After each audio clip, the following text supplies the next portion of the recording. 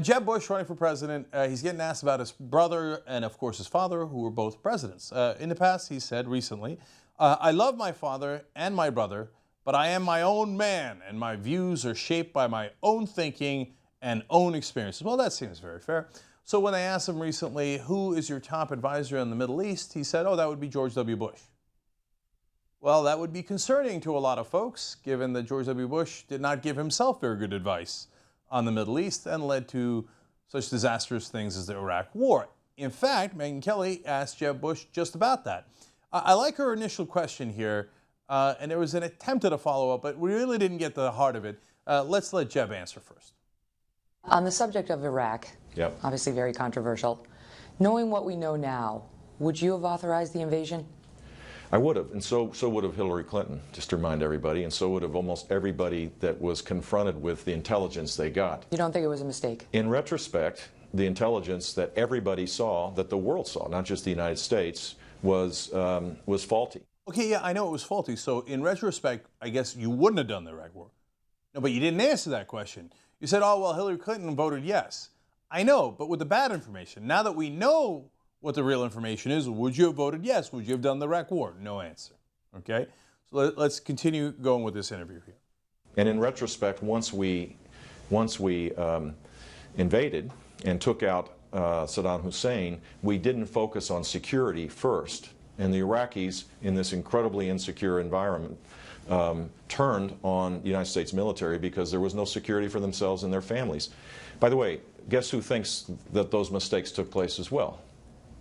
George W. Bush. Your brother. Yeah, I mean, so just for the newsflash to the world, if they're trying to find places where there's big space between me and my brother, this might not be one of those.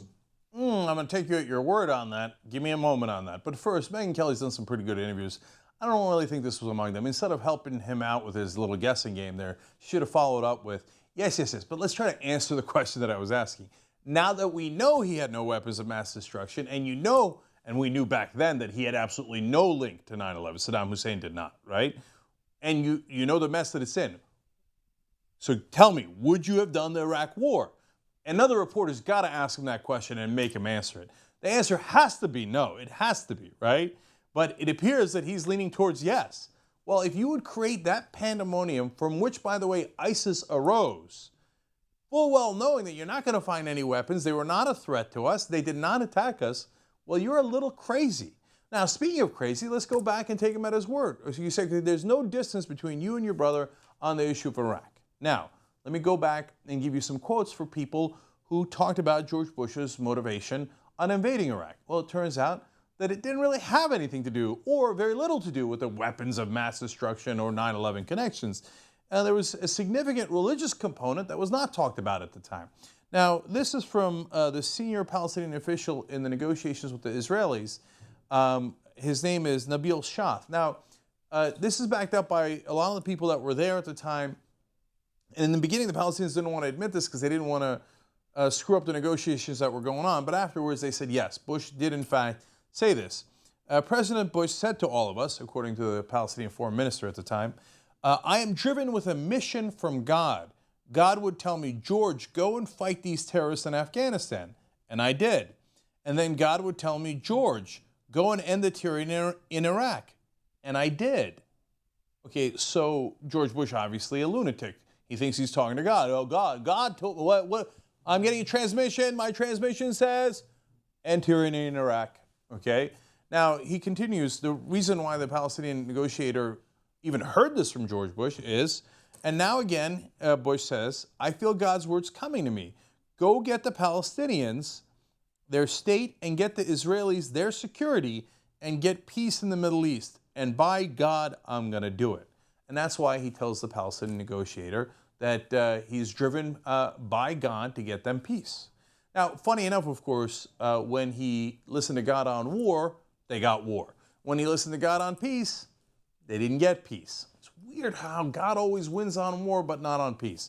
Anyway, you think, oh, well, that's a Palestinian. I'm not going to believe him. I mean, that guy sounds, George Bush sounds crazy, according to that guy.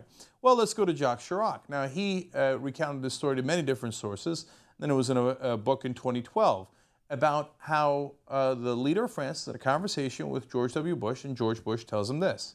Jacques, You and I share a common faith.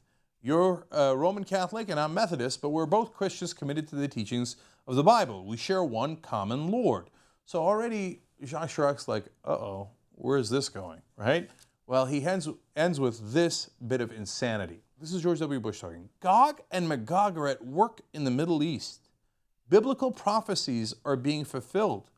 This confrontation is willed by God, who wants to use this conflict to erase his people's enemies before a new age begins. Jacques Chirac basically does this. What is this? I mean, quite literally, the minute there was a phone conversation, the minute it's over, he calls up his advisor and he's like, what the hell is Gog and Magog? So they go on a search to try to figure out what the hell he's talking about. There's only a couple of Bible passages. Then they find out, based on Bible fiction here in America, in the evangelical movement, Gog and Magog represent, Reagan thought it was Russia, but it's coming out of the Middle East, and then they're going to have to go and destroy Israel, but we got to destroy them. And cuckoo for Cocoa Puffs, man. That's what he eats every single day at breakfast. This guy was a lunatic. And one of the reasons that he invaded Iraq, according to many sources here, right?